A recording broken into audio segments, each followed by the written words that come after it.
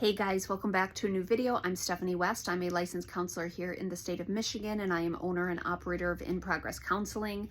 I'm almost certain that like 150 videos ago I used this analogy, but I think it carries a lot of visualization weight. It's a very helpful analogy when we talk about what it means to go in and organize your life when there's chaos all around. And so we'll use this idea of, let's say there's a garage. And in this garage for years, you have just thrown all the extra in there. Every nook, every cranny, every shelf, it's packed with stuff and things and, twiggly doops and zibbly zorbs. And then on top of that, let's say you have things that have been given to you from your parents and things that have been given to you from former bosses and things from childhood friends. And then let's use this analogy that a lot of it is like loaded stuff that might be no longer useful.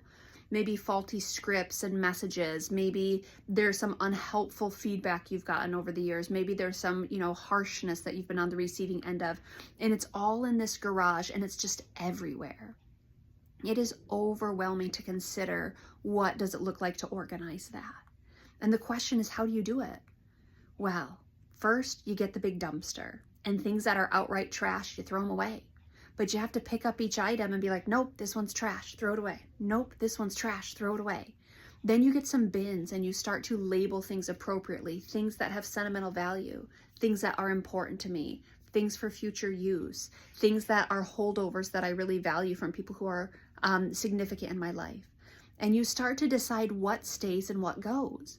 But anything that stays, you have to find a place for it. You have to put it in its right and proper place, and then you have to take that and put it on the shelf, or you decide, nope, that one's moving into the house, or that one I'm going to give away to a friend.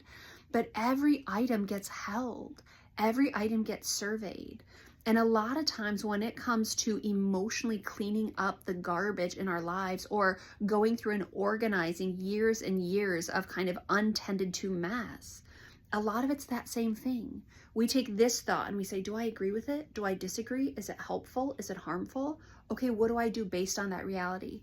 This one gets thrown away. This one gets stored. This one reminds me of my mama. This one reminds me of a friend. This one, nope, this one caused a lot of pain. I've got to sort through that.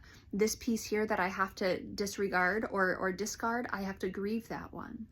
And we go through and we start to organize life, but you do it kind of thought by thought, principle by principle, memory by memory, and you start to put things in a well-organized structure. It's tedious work. It can be hard work. It can be painful work. And it's something that just takes time. And sometimes we'll want to come in and someone will come to therapy and be like, hey, I'm ready. Here's the dumpster. Let's throw everything away and let's pretend no bad things ever happened. That doesn't quite work. And then there's the people that pick up every last item and they're like, this one's important and this one's important and this one's important. And it takes us a long, long time to sort through, hey, we've got to recalibrate, what do we keep and what do we throw away?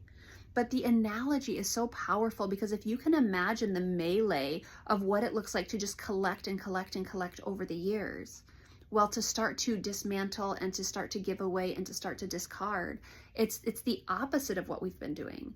And it's a lot of work because for a long time, we've just been accruing things. So to make sense of it, to organize it, to create order from chaos, it just takes a lot of intentional effort. It takes a lot of wisdom and discernment. It takes a lot of pain. It involves a lot of choice. There's a lot of pieces to it when I come to the end of that well-managed garage, or when I come to the end of kind of a well-managed brain where most things make sense and most everything has a place. You know that it is on the tail end of really hard work. It's on the tail end of grit and perseverance and rolling up your sleeves and doing a lot of effort. That's what it's like.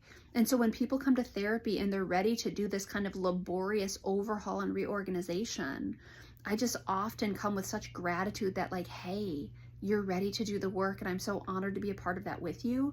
Welcome to the project. It might take a little while, but we can make sense out of all of this. And there's beauty in the process and there's pain in the process and it just takes time. But I want to give you calm reassurance that if you know what chaos is and you are desiring order, therapy can be a beautiful place to bring order and structure into your world. And it's something that just takes a lot of, I would say, tenacity, perseverance, and a desire to kind of reorient in a way that's helpful and healthful moving forward.